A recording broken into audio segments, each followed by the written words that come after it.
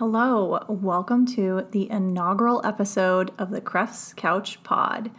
Now, I thought about what I wanted this podcast to be. I've wanted to create this for some time, and it wasn't until just now that it literally hit me over the head and said, now is the time. You must start this now. So I'm just jumping in. And I want to tell you what to expect, yet I'm going to reserve the right to change my mind at any time because maybe it will give you permission to do the same.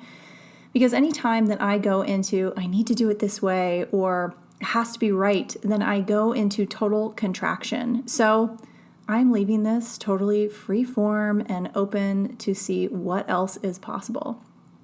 And I have the sense that I'm going to talk about a lot of different things here, from mental wellness to chronic illness, to trauma healing, to money, to energetics, to the coaching space, to entrepreneurship, to just creating a life of ease in general.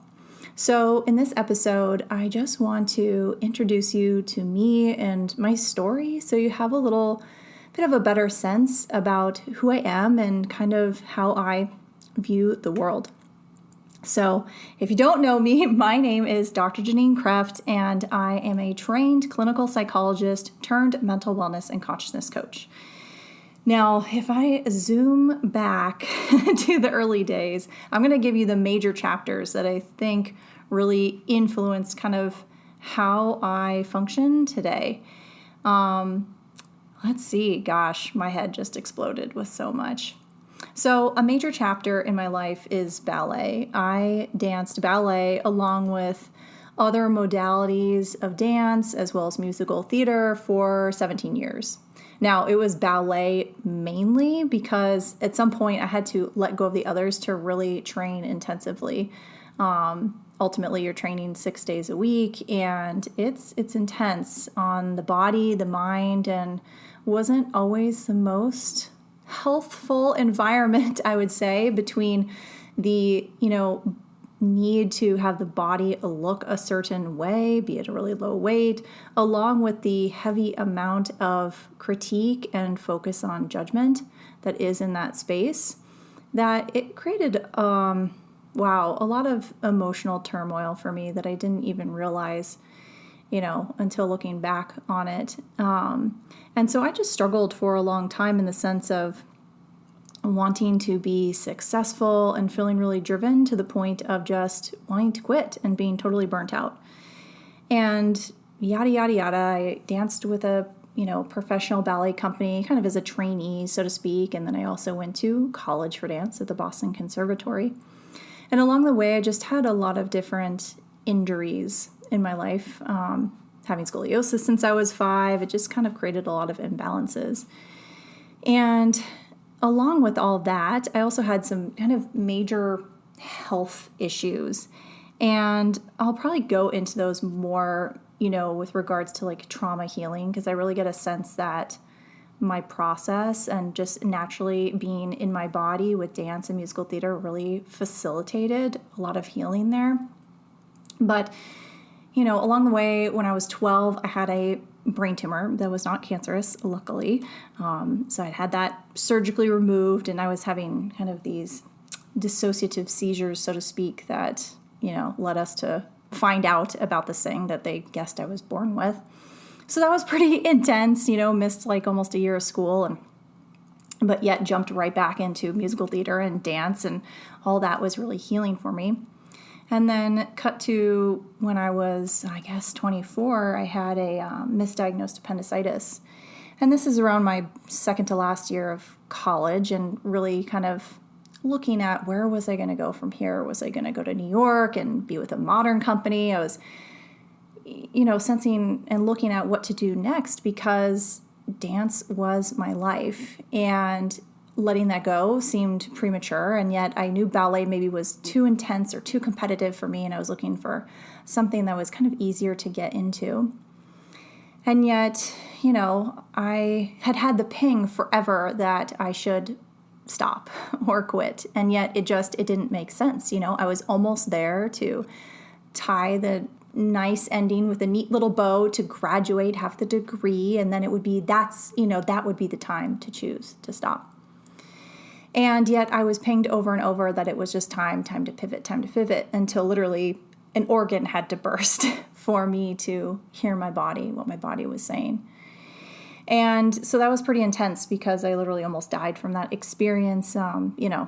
Long story of just really sitting around with this thing leaking poison into my body, finally getting to the ER and them not wanting to do surgery because I was too weak. And then, just kind of having to stabilize to then 3 months later, finally them doing surgery to remove it and clean everything up.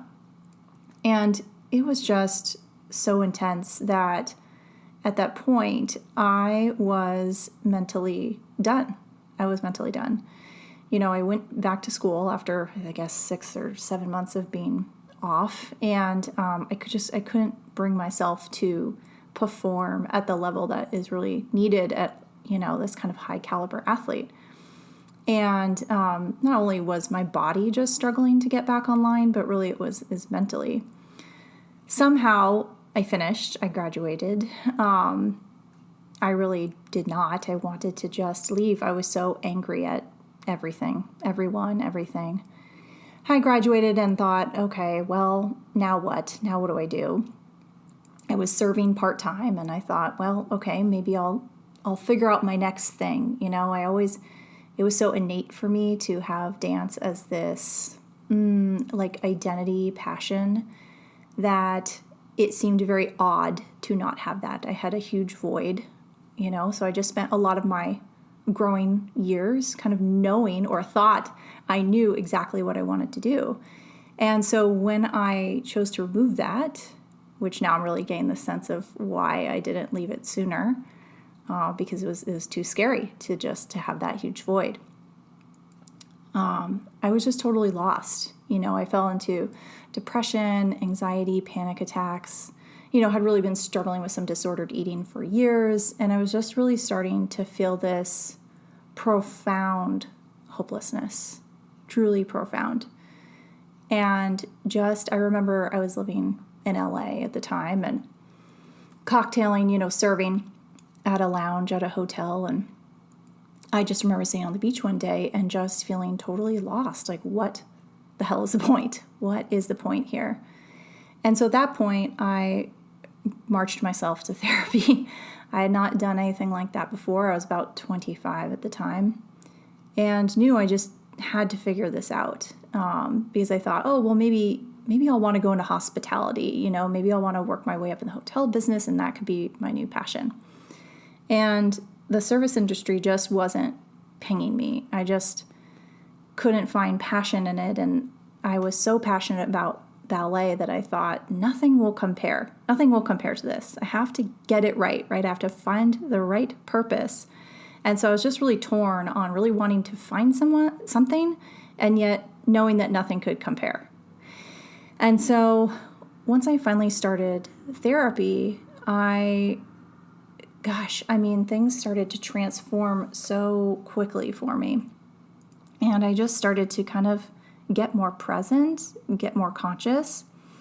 Simultaneously, I was also, training to be a fitness instructor for this particular bar method. And I really sensed that although I didn't do traditional trauma work with my therapist, it was more of a just talk-based approach. She was holding space and teaching me about boundaries and all sorts of things, that while I was training in this fitness modality, I was getting really active again. I'd kind of let it go since quitting dance, and getting that movement in, getting those somatic releases in was super healing now looking back on that. And so I really sense that the, combination of the two made this huge difference in, in my healing process. So, I was in therapy for some time. It wasn't just like immediate where everything changed. I mean, it took some time for me to truly recover. And I found that I was just so excited about psychology and everything that it was. I was like, I need to learn more. It had pinged me in the past as a potential degree in college, but I hadn't really made the leap. And so I thought, well, hey, okay, time to apply to college then. Let's do this. This is going to be the new passion. I figured it out, and this is what I'm going to do. And so I started off actually taking some sports psychology classes, thinking that I could still work with athletes or dancers. And at that time, it was still a little too close to home. Like, it wasn't kind of fully resolved from everything I went through, and I just had this kind of innate knowing that I needed more of a broader foundation and maybe just something different. And so I jumped into a master's program for clinical psychology and completed that and jumped straight into a doctorate program because I knew 2 years in that was not nearly enough time or training. I wanted to learn more, and I wanted to get this down. I'm just someone that's been pretty naturally driven, fortunately, where when I set my eyes to something, nothing can stop me. And on one hand, that was a gift in many ways, and on another hand, it could be to my detriment because I would just muscle through anything rather than listen to my body or to my innate knowing. And so, at least with the doctorate, that seemed all copacetic. It was a solid program. It was all, the Western model of psychology. It was an APA accredited program, so I was getting solid training. And I just, always kind of felt like I didn't know what I wanted to specialize in. I got to internship, which is like your last year of the training, and everyone kind of had this very clear vision of what they wanted to do. And I didn't. I was like, well, I like, trauma work's interesting, addiction work's interesting, and, everything was just interesting. I didn't really feel super passionate about anything. Still falling back on this barometer of ballet, showing me what passion was. I was like, I'm just not feeling anything. I guess I'm just going to be a generalist. I'll see, kind of whatever walks in the door. And yet I still kind of tended to make myself wrong for that. I was like, why don't I know? Why don't I know what I want? Now at this time I'm, working for the VA and seeing veterans, which ultimately I did for a total of almost 7 years.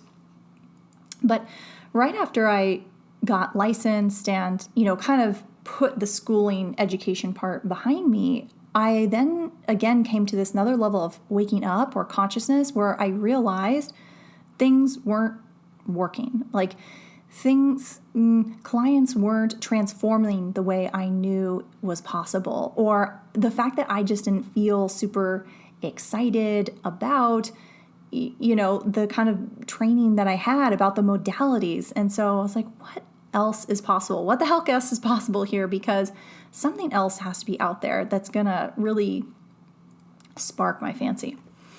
And it wasn't until, I guess this was like 2016 now, where a friend of mine introduced me to the method of access consciousness. And she was like, I had this thing done called Getting Your Bars Run. And she's like, I didn't have a negative thought for 3 days. So she's like, you need to try this. I was like, what? What is this? Okay. I go try it. And, I'll do more on the modality specifically in another episode. But basically you just lie down and someone lightly touches 32 points on your head and it releases the electromagnetics behind thoughts, emotions, feelings of this lifetime and previous lifetimes. And all I know is that it just awoke something in me. I felt really present afterwards, like my senses were heightened and like I just had kind of shifted timeline, so to speak. And I didn't have this lingo at the time. I was just like, something shifted, something's different here. What is this? And that basically it changed everything for me because it opened my mind, my being to something else being possible, to looking outside of myself, in the sense of, I'm going to reframe that. I'm going to take that back. Not outside of myself, but outside of the programming that I had been under.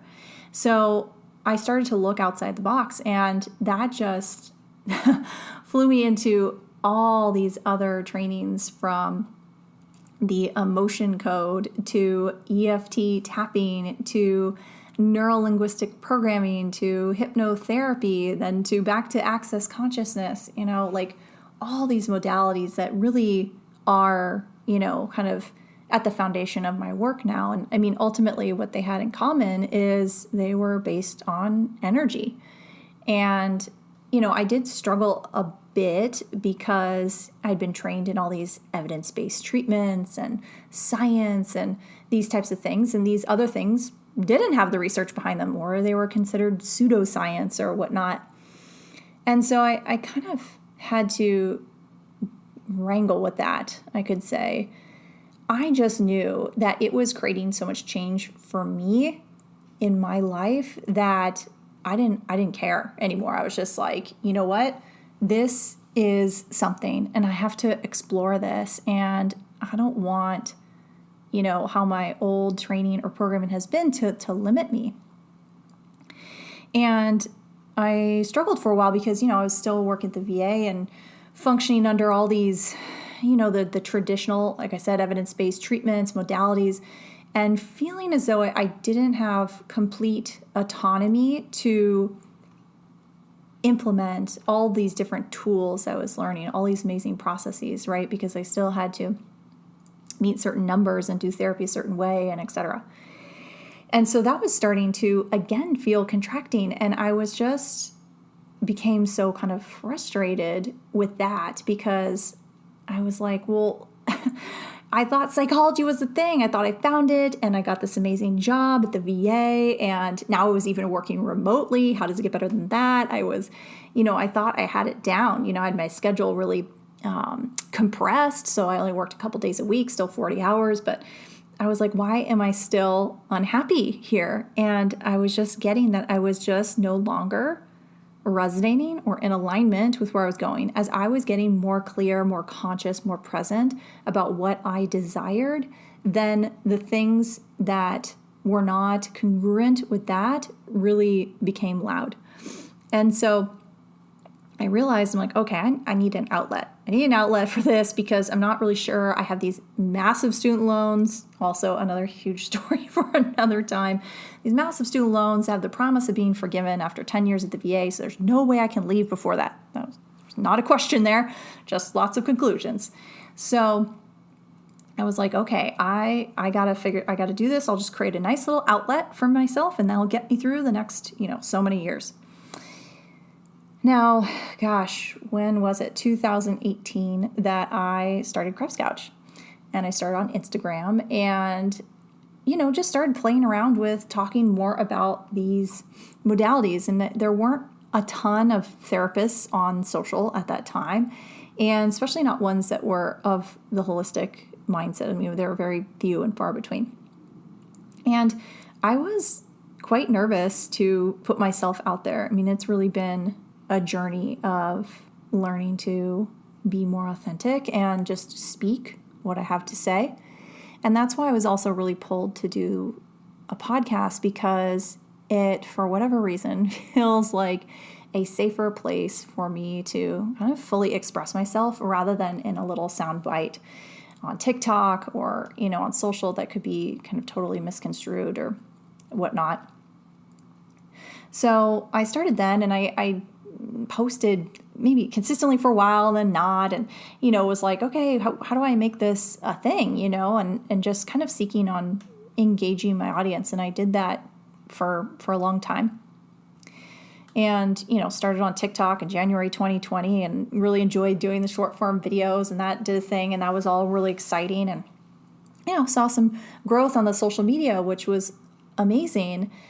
And I was still just not happy with my day-to-day job and just all the limitations that came with working for somebody else. I had to give 45 days notice to take a day off, and had to see, meet a certain efficiency number, so to speak, like seeing many clients or veterans one-to-one, back-to-back to back-to-back. And it was very intense, heavy work, obviously seeing a lot of trauma and depression and a lot of folks really struggling. And, it was just, I was getting to a point where I was getting extremely burnt out. And so I had seen, other folks like therapists turn to coaching and be entrepreneurs. And I just had this dream of, wow, like, what would it take to be that? What would it take to choose that? And for me, my story forever was, well, I have these huge, massive loans, so there's no way I can leave before, that's done. There's no way. How am I going to pay that off? How am I going to do that on my own? And I just kept getting the ping as my soul was calling me, saying, just leap, you're fine, you're leap, just leap. And I was like, hello, are you not looking at these numbers that I'm looking at? Like, what? And I just got the sense that I would just really have to show up in a really big way and lean into edges of my comfort zone and put myself out there. It was either that or continue to contract and crumble under something that was not congruent for me.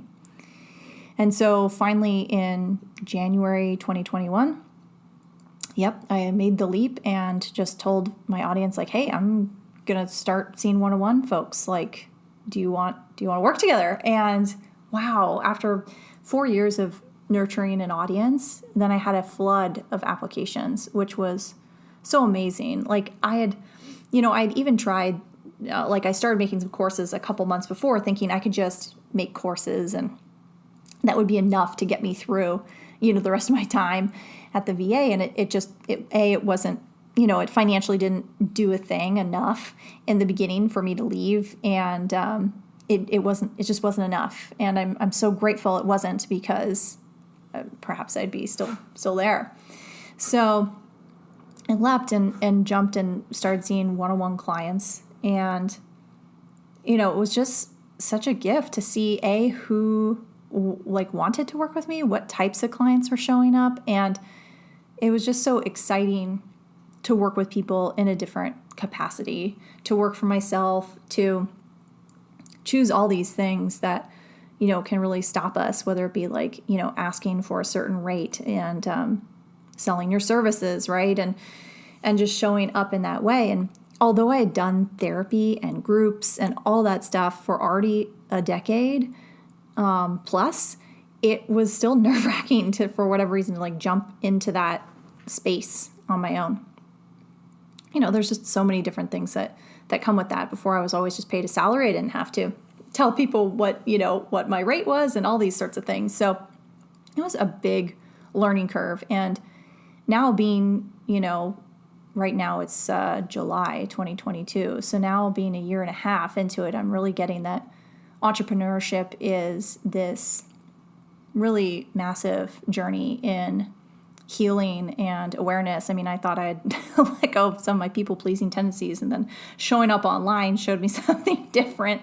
So I was like, wow, okay, this is something, going through it, just the, emotional ups and downs. And if you're an entrepreneur, then it reveals to you everything you're being, and, ultimately your entire reality is just reflected back to you in your business. And so at this juncture, I've just spent a lot of time continuing to engage with other mentors and receive support along the way, because I get the sense that I wouldn't be here in this capacity so quickly had I not really had a lot of support along the way. I mean, hired a coach before I left the VA, and then I pretty much had a coach the entire time since I've been on my own. And I just, if you don't have a coach right now or some sort of mentor and you're an entrepreneur, I would just highly consider you look at that and see who could support you in the process. Because what if you didn't have to do it alone? I mean, it's an intense journey. But again, something for another episode, really just kind of giving you the lay of the land of where I'm at. So now I've just, I've pivoted a bunch of times from strictly speaking about mental health to now also, working with entrepreneurs. I work with a lot of folks with chronic illness. I used to work on a lot of mindset stuff with entrepreneurs. So it's this whole huge thing. I've pivoted a couple times too on social media, which is also a weird thing to navigate. And so now I'm at this place where I'm just really desiring to listen to me and what I'm aware of and follow what I know. I've just spent, this whole lifetime gathering so many degrees, certificates, all sorts of things to, teach me, remind me of what I already know, right? It's like I've spent this whole life really seeking outside of myself for answers. And I get the sense that I could seek forever, because ultimately the muscle I'm wanting to strengthen is the internal muscle, the internal knowing, the internal intuition. What am I aware of? Even if it's different from what somebody else is saying, what is that? Because I'm really getting that we just require so many different frequencies at this time, people saying things that are outside the box. Our typical systems are crumbling, it's a slow crumble. And I just get that the more people can offer their unique points of views, that it could just create something totally different, and just we could have a completely different reality.